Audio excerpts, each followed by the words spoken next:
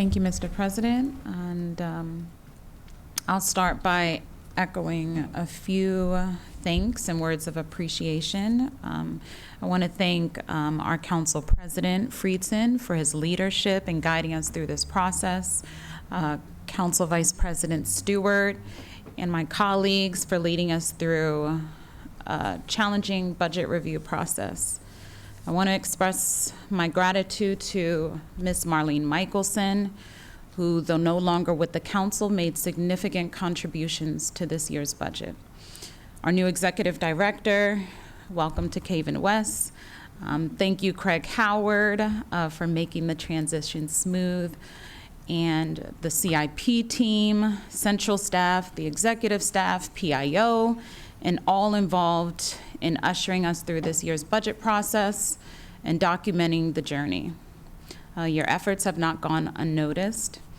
This time of year can be hectic and challenging, and it was, but we have overcome these challenges with your hard work and dedication. Most importantly, I extend my heartfelt thanks to my hard-working staff, Victoria, Tajai, Jennifer Escobar, Joseph Galula, and Ezra Pine. Your support during this taxing budget process has been invaluable. Our team, in its small but mighty way, has worked tirelessly day and night to represent the 1 million plus residents in our county. Your dedication has not gone unnoticed. Our residents are grateful for your hard work and growth. Throughout the past 4 months, we have reviewed every aspect of the FY 2025 operating budget and capital budgets and FY 2025-2030 capital improvements program presented to us by the county executive. I remember how surprised we were by a potential 10% property tax increase last year and the significant loss of federal dollars with the White House declaring an end to the COVID-19 public health emergency, which resulted in substantial cuts to social safety net programs for food, housing, and health care. While we did not face this unique dilemma this year, we worked diligently to approve a $6.47 billion budget, even as inflation rose. Revenue estimates were lower than expected, and we did this without raising taxes. Nonetheless, my priorities remain clear with my SMART policy agenda, an acronym for my vision to strengthen 21st century education, make a living more affordable, advance local food production, revitalize the economy, and tackle climate change. Our school's top concerns were fulfilling the goals of the blueprint, rising child care costs, and the increased need for positive youth development and social emotional learning. We made record investments in addressing the needs, increasing demands to attract and retain the best educators. We invested significantly in our school's health and wellness centers and linkages to learning programs. We have also invested in expanding seats in quality, affordable early childhood education and more college and career readiness resources at MCPS and our premier higher education institutions, Montgomery College and the universities at Shady Grove. For housing, we continue to invest in meeting our affordable housing needs in partnership with the Housing Opportunities Commission and the Department of Housing and Community Affairs under the leadership of Director Bruton.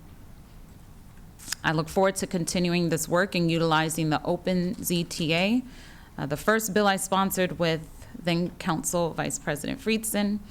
This bill expedites the building of affordable housing and provides significant savings for our builders, upwards of $6 million.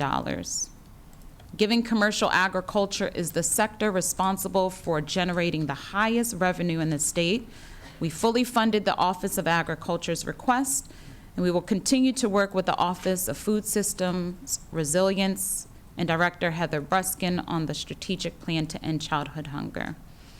In our efforts to revitalize our economy on the Economic Development Committee, led by Chair Fani Gonzalez, we have worked closely with Gene Smith, the Montgomery County Business Center, Bill Tompkins, and the Montgomery County Economic Development Corporation Together, we have diligently been working to address our high commercial vacancies, promote innovation through strategic public-private partnerships, and respond to industries with our jobs initiative to spur job creation and maintain economic competitiveness in the region, especially along our growing biotech corridor.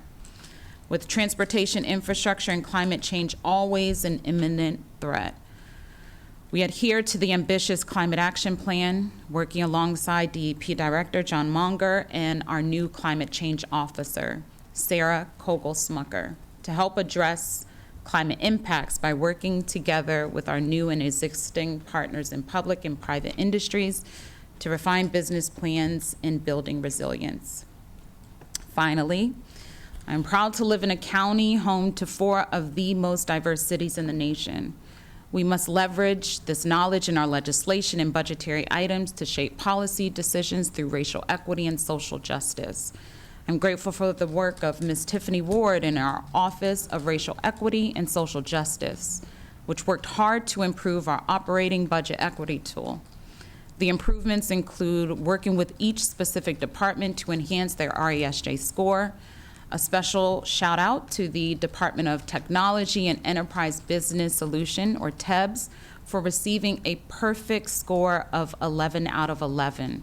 And the Office of Procurement and Department of Housing and Community Affairs for receiving a 10 out of 11. Ms. Ward and her department have also worked closely with departments on developing and providing training and assistance as they fill out the tool. They have had robust conversations with department heads throughout the year to enhance equity throughout county government. Further, the council's racial equity manager, Ms. Selena Singleton, and the Office of Legislative Oversight work hard to produce these RESJ impact statements on all the items that come up for approval.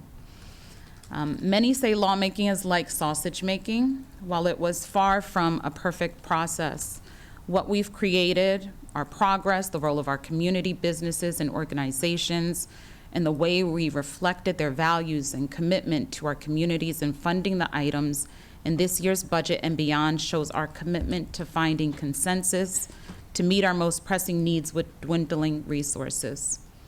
Their contributions, such as meeting with council members, testifying at budget hearings, supporting us at press conferences, and hosting town halls and community conversations, have been instrumental in shaping our budget and policy decisions that will ensure a safe and vibrant community where our residents, regardless of their zip code, will continue to thrive and visitors far and wide can enjoy.